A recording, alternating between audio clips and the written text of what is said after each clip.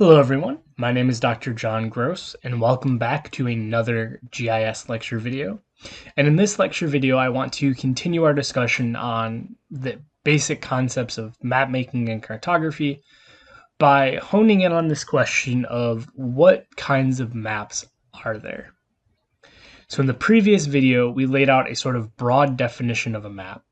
And now I want to look at how that definition gets applied in two sort of broad categories. So the first type of map that you see, and this is probably one of the ones that you're most familiar with, is what's called a general reference map.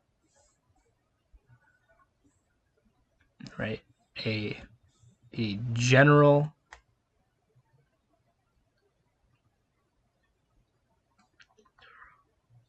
reference map.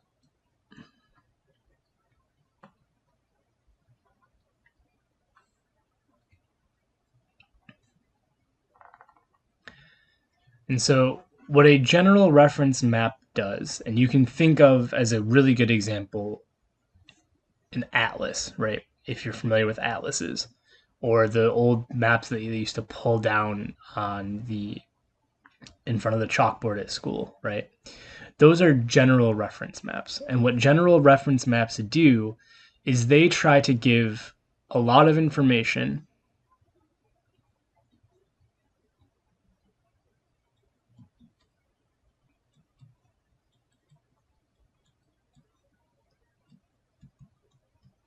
about a specific area.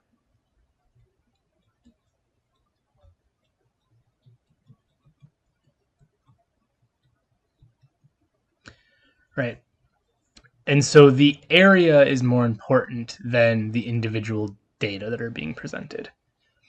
And so generally speaking, with reference maps like this, what you tend to have is you tend to have many layers, right? Many data layers, known, dominant. Right? Again, we'll look at an example about this in just a minute, but what you have is you have a lot of layers involved that support each other. Right? You might have a roads layer, you might have a rivers layer, you might have a railroads layer, you might have a parcels or land layer that describes the boundaries, right? But at the end of the day, none of them are visually dominant. So you have a lot of layers that support each other to tie back in to giving as much information as possible about a specific area. The other thing you're going to notice is that you tend to have a lot of text.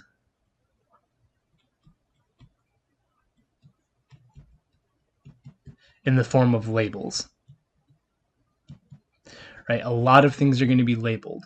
Again, think back to atlases, right? You have, depending on the scale, right, you might have mountain ranges labeled, you might have rivers labeled, you might have roads labeled, right? Everything's going to be labeled because, again, it's more about giving a lot of information about an area.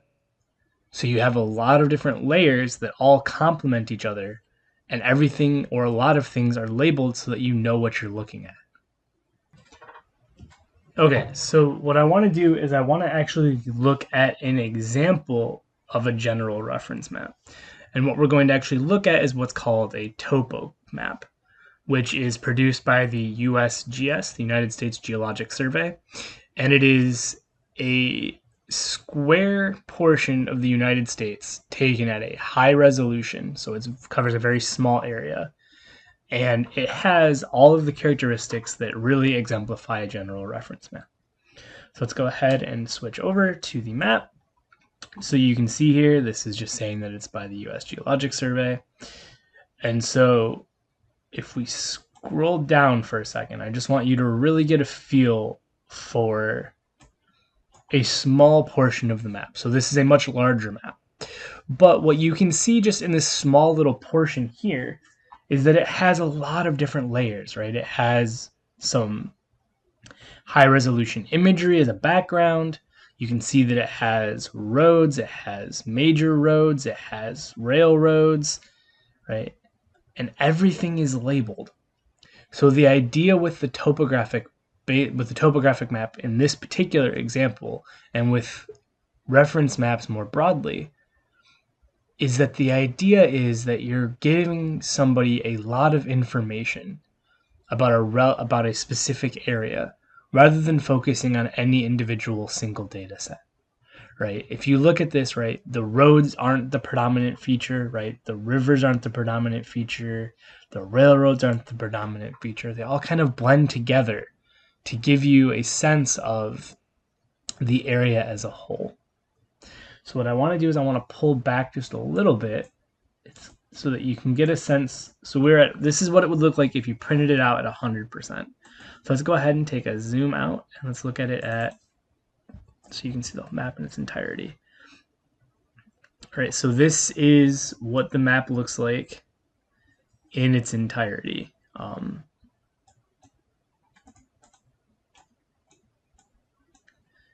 Right, you can see that it covers a small portion of the south shore of Long Island. So Farmingdale was right up here. This is Great South Bay down here. Right, so you can see that it doesn't cover a very large area, but yet it gives a lot of information about this particular area. So this is a good example of what's called a general reference map through the example of what's called a topographic map. So let's go ahead and switch back over to our notes for a second here. And let's talk about the other type of map. So general reference maps give a lot of information about a specific area through the use of many complementary layers, and they usually have a lot of text in the form of labels so that you can tell more about what's going on in the area. The other type of map that you will often run into is what's called a thematic map.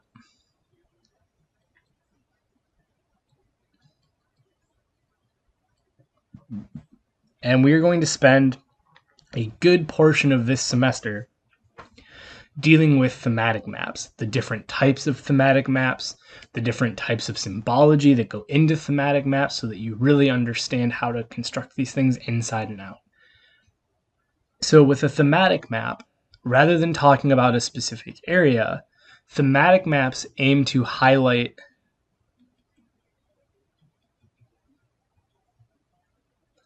spatial patterns.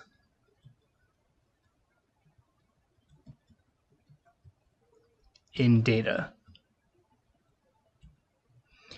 Right, so we're going to use things like, for example, a choropleth map is an example of a thematic map, where instead of trying to talk about a specific area, you're talking about the data set itself, and you're trying to highlight patterns and trends in that data set between one variable, 2, or 3 variables, right? You're trying to show patterns in data rather than information about an area. So thematic maps tend to have fewer layers, and you typically have one being dominant, right? For example, maybe you're trying to explain, we're going to look at the distribution of pollution, right? So you might have rivers and factories on there, but they're not going to be dominant. They're going to play more of a support role to give this main pattern that you're examining some context. But by and large, you're focusing on a single data set with a couple of attributes, and you're trying to highlight the spatial patterns in those attributes. Another common thing you think about with this would be, for example, when you see all of the census maps, or for example, the most recent Johns Hopkins COVID map, right? All of those are examples of thematic maps, where rather than trying to tell a lot of information about one area, you're trying to talk about the pattern of a single data set, or maybe a few data sets. Okay, so this example of a thematic map is pulling data from the US Census data. So you can see that it has a lot of the same general characteristics that we've seen before, right? It has a title, has a legend, it has a scale bar. We'll talk more about those in a minute. But the main difference here is that rather than having the main area have a lot of layers to give it a lot of information about, in this case, the 5 boroughs plus Westchester. So it's, the west end of Long Island, basically.